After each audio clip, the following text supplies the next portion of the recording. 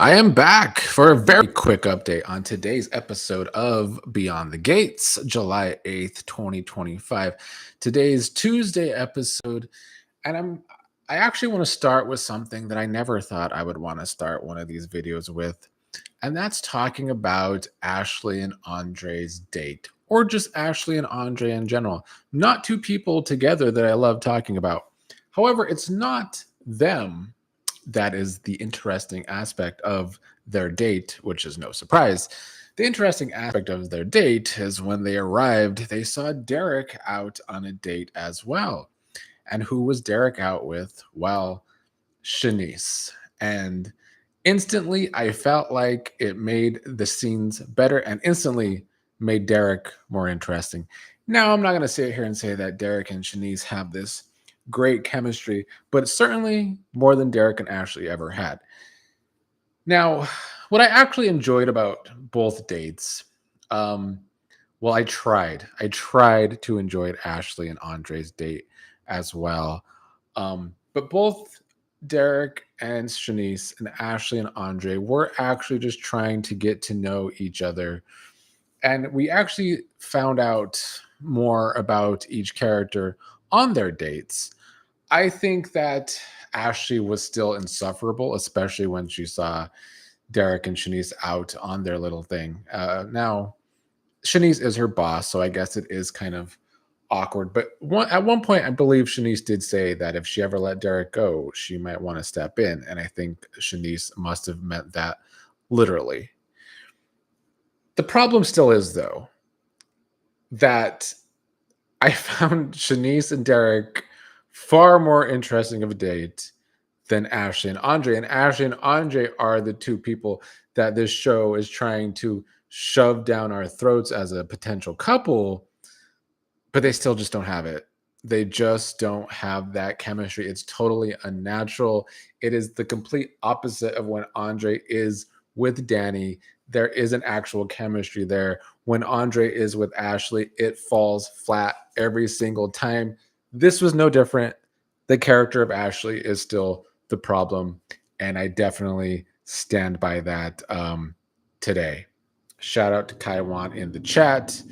Go pay your Paramount Plus, Kaiwan. Outside of that, I guess the main thing is still the Kenny story and Martin at the end of yesterday's episode walking in on Kenny or Kenneth playing chess with Tyrell. And in the past, Kenny has done some small little threats with Martin's children. It was more so about Samantha, if I remember correctly. But it seems as though, as Martin learned from Tyrell later in this episode, that Kenny has been playing chess with Tyrell online for the past few weeks and then allegedly recognized Tyrell in the park. And that's why he came back with Tyrell to play chess. Martin was very upset to find them together, and in typical Martin style, he got a little physical, basically shoving Kenneth out of the house. But later, Kenny texted him. They met up, had a confrontation where Kenny thought Martin was playing dumb with the fact that Kenny was attacked. But the truth is, Martin has no idea of Vernon's big plan, which, as we are now aware, that apparently all those people in the room, Vernon, Marcel, Elon, Joey, Bill, planned to kill Kenny. But thanks to Randy, as we talked about yesterday, who was a terrible hitman, he totally failed at killing Kenny, or in my estimation, didn't even try. He took some of the money, as Joey found out today. At the end of yesterday's episode, Joey began to count the money after thinking back to he and Randy's conversation. Today, he learned that some of the money was not there. He couldn't get a hold of Randy. You know, Randy was supposed to take his family to Disneyland, but maybe Randy just decided he's sick of Joey and went on the run just to really actually get away from Joey. You know, he did tell Doug and Vanessa yesterday that he is afraid of Joey, and I guess he maybe should be if he totally botched this whole plan. Tommy, shout out to Tommy again in the chat. He says he hates Randall. Tommy was in the chat yesterday saying that Randy is the worst hitman. Tommy is saying the same thing today. And yeah, Randy should never be a hitman. I don't think he actually is a hitman, I guess. As far as we know, he's just kind of been Joey's right-hand man. But if Joey wanted him to be a hitman, yeah, he totally sucked at that or just didn't even try.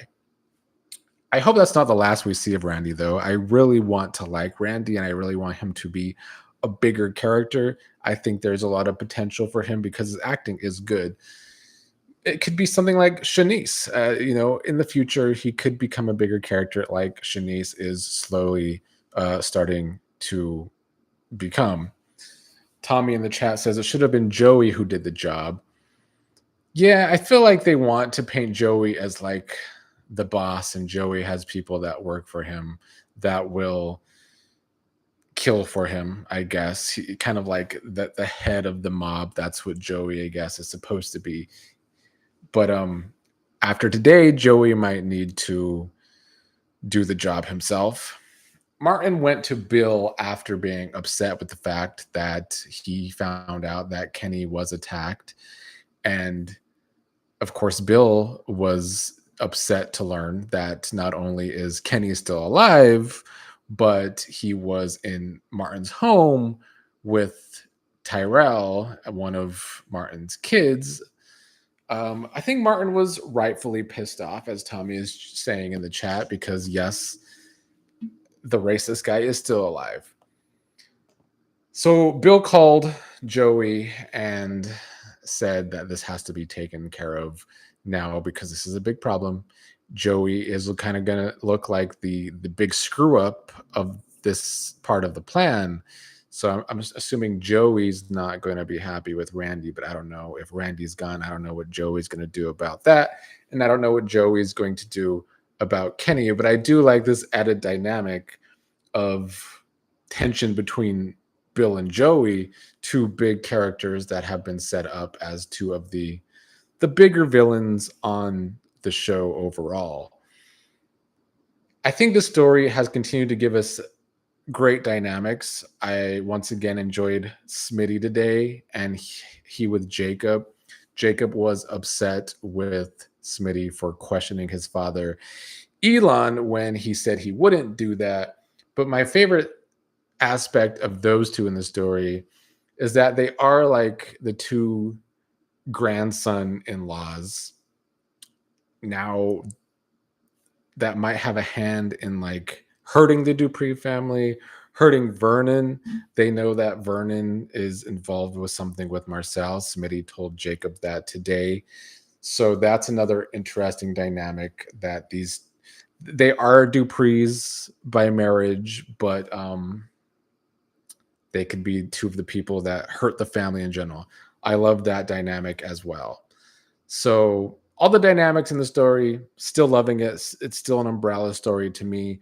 I don't love that Kenny is still alive after all of this, because it does make a lot of these characters kind of look like they failed at something, which is why I said yesterday, Kenny can't stay alive much longer, or it is going to make everyone in the story look inept, like Randy sort of looked yesterday. If they all came together to come up with this big plan, on one hand, I don't think the story could end just yet, but on the other hand, it needs to end kind of quickly, or they all kind of look bad. So that's the one problem that the story can run into when you have all these big characters come together, and some of them are supposed to be these big bad villains like Joey and maybe even Bill. You'd think you'd want to show them actually, succeed at something in taking down Kenny. So I'd like to think Kenny's going to die sooner rather than later, or something's going to happen to Kenny sooner rather than later, or else some of the characters might look bad. The only other thing I didn't really talk about was Dani with scenes with Bill and Haley. It was my least favorite part of the day. I'm really sick of the redundancy with that story, and Haley wanting Dani to apologize for sending her to the hospital. I do like that continues to bring out the bigger villain in Haley, which I think we need from her. She needs to be more of a villainous homewrecker and just embrace what she did rather than trying to be fake about it. But this one step forward, several step back from Bill and Dani. When you add that to how redundant Bill and Haley are as a couple, I do get a little tired of that.